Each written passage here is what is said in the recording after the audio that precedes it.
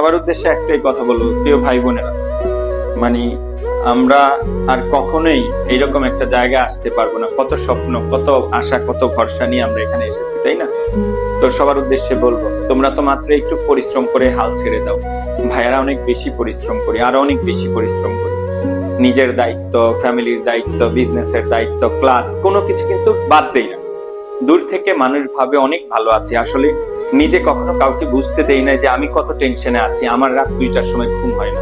তো জাস্ট এটা তোমাকে শেয়ার করার মূল কারণ হলো যে মানুষ, তুমি তো মানুষ হয়ে জন্মেছ, তো আশেপাশের মানুষকেও খুশি রাখতে হবে, ভালো রাখতে হবে, নিজে ভালো থাকতে হবে। ওকে, নিজের চাওয়া পাওয়া গুলো পূরণ যেন হয় সেভাবে চলতে হবে। তুমি আগামী 2 মাস, অনেক দিন তো চলে গেছে, অনেক দিন তো চলে গেছে, আগামী 2 মাসও তো নেই, তাই না?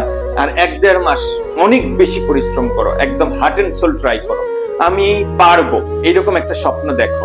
মনে রাখবা, তুমি যত অল্প মেধাবী হও না কেন, তোমার মেধা যত কমই থাকুক না কেন, তুমি যদি কোনো একটা বিশ্ববিদ্যালয় মানে একটু মনোযোগ দিয়ে পড়ো, তুমি একটা ভালো বিশ্ববিদ্যালয় যেটা তুমি চাচ্ছ, সেই বিশ্ববিদ্যালয়টাতে চান্স পেয়ে যাবে। আমার কথা হচ্ছে ঢাকা বিশ্ববিদ্যালয় পাও না, জগন্নাথ জাহাঙ্গীরনগর পাও না, একটা পাবলিকে পড়ো। ওকে, জীবন অনেক কঠিন, জীবন অনেক করুণ, মানুষ কেউ তোমাকে পাত্তা দিবে না, মানুষ শুধু তোমার সফলতা দেখবে। মানুষকে তুমি যদি টাকা দিয়ে ভালোবাসো, মানুষ তোমাকে ভালোবাসবে। দিন শেষে যদি চরম তিক্ত সত্য কথা বলি, তুমি যদি টাকা ইনকাম না করতে পারো, কোনো লাইন না পাও, সেটা যেমন অবশ্যই হালাল পথে লাইন না পাও, মানুষ তোমাকে আর মূল্যায়ন করবে না। ওকে, তো তোমরা অনেক ভাই বোন আছে এখানে, দেখবা দিন শেষে মানি ফ্যাক্ট। সো টাকা কামানোর জন্য হলো, ফ্যামিলিকে নিয়ে ভালো থাকতে হলে টাকা লাগবে। তুমি কিছুই দিতে পারছো না, অন্তত তোমাকে টাকা দিয়ে হেল্প করতে পারছো, এনাফ, তাতেও তারা তোমাকে মনে রাখবে। তো এই জীবনে যদি পরিবারকে এইটুক সহায়তা না করতে পারি, তাহলে এই জীবনে আর কি হবে? আমাদের জন্য তারা অনেক করেছেন, আমাদের জন্য 18-20 বছরে তারা এমন কিছু নাই যে করে নাই। ওকে, তো শুধু বারবার তোমরা ভুলে যাও, তোমরা অতীতকে ভুলে যাও, বাবা মাকে ভুলে যাও, নিজের ভবিষ্যৎকে ভুলে যাও। এই ভুলে যাওয়ার কারণেই তোমরা কয়েকদিন পরে অনেক কষ্ট পাবে, দিনের পর দিন কান্নাকাটি করবা। তোমার বন্ধু যখন ভালো বিশ্ববিদ্যালয়ে পড়বে, এলাকায় আসবে খুব ভাবসাব নিয়ে, তখন তোমার হিংসা হবে। সো এই হিংসা না করে তুমি ঈর্ষা করো, ঈর্ষা পজিটিভ জিনিস, আমিও হতে চাই এরকম। তুমি এখন থেকে নতুন করে চেষ্টা করো, এখন থেকে নতুন করে চেষ্টা করো যে আমি পারবো, আমাকে পারতে হবে। এই জন্য পারতে হবে কারণ আমাকে ভালো খাওয়ার জন্য পারতে হবে, আমাকে ভালো জিনিস পরিধান করার জন্য আমাকে একটা লাইনে উঠতে হবে, আমাকে ভালো ক্যারিয়ারে যাওয়ার জন্য আমার ব্যাকআপ মানে পায়ের নিচের মাটি শক্ত করতে হবে। আর পায়ের নিচে ভালো ক্যারিয়ার, ভালো জায়গায় যাওয়ার জন্য পায়ের নিচে মাটি মানে একটা ভালো পাবলিক ইউনিভার্সিটি, এই আইডেন্টিটি তোমাকে ভালো জায়গায় নিয়ে যাবে। তোমরা যারা আমাকে পছন্দ করো, শুধু একটাই বলবো, আমাকে এভাবে কেউ বলে নাই। আমি যখন ঢাকা বিশ্ববিদ্যালয়ের জন্য আসছি, ট্রাস্ট মি, আমাকে কেউ এভাবে বলে নাই। আমি উইলিংলি বিভিন্ন মানুষের কাছে, টিচার ভালো, কে পড়ায় ভালো, আমাকে চান্স পাইতে হবে, সুতরাং আমাকে একজন ভালো টিচারের কাছে যাইতে হবে। কসম করে বললাম, এই শুক্রবার আমি যা তোমাকে বাংলা পড়াইছি না, এর 20 ভাগের 1 ভাগ পড়ায় না আমার টিচার, ঠিক আছে? তো আমি এই জন্য, আমি যেই প্রবলেম গুলো ফেস করেছি, কেউ ভালো বলুক আর খারাপ বলুক, আমি ওই প্রবলেম গুলো আমার স্টুডেন্টদের কাছে, আমার ছোট ভাই বোনদের কাছে পাবলিশ করি, আই মিন বলার, প্রেজেন্ট করার ট্রাই করি। আমি ওই প্রবলেম গুলো যেন তারা ফিউচারে না ফেস করে।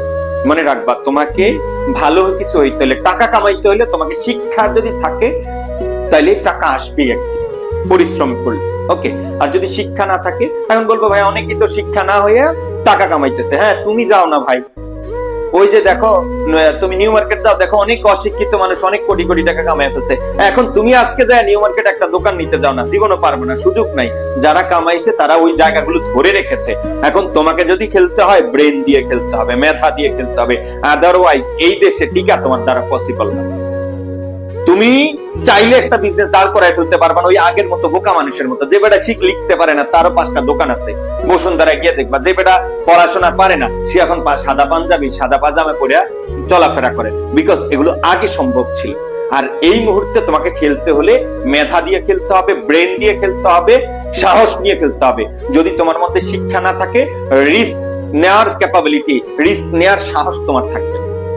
প্রিয় ভাই বোন, আবার পড়ো, আবার করে নতুন করে ট্রাই করো, এটাই তোমার জীবন।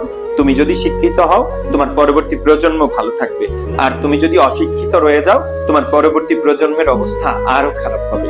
তো শুধু শিক্ষাটা তোমার একার জন্য না, এই শিক্ষা আমার নিজের জন্য, আমার বাবা মার জন্য, আমার যারা অনাগত সন্তান আসবে, ভবিষ্যতে আসবে, তাদের জন্য। জাস্ট এটুকুই বলি, আমি যে এই ধরনের প্রবলেম গুলো ফেস করেছি, আমি আমার সন্তানদেরকে এই ধরনের প্রবলেম যেন ফেস না হয় তার জন্য অনেক আগ থেকে সচেতন।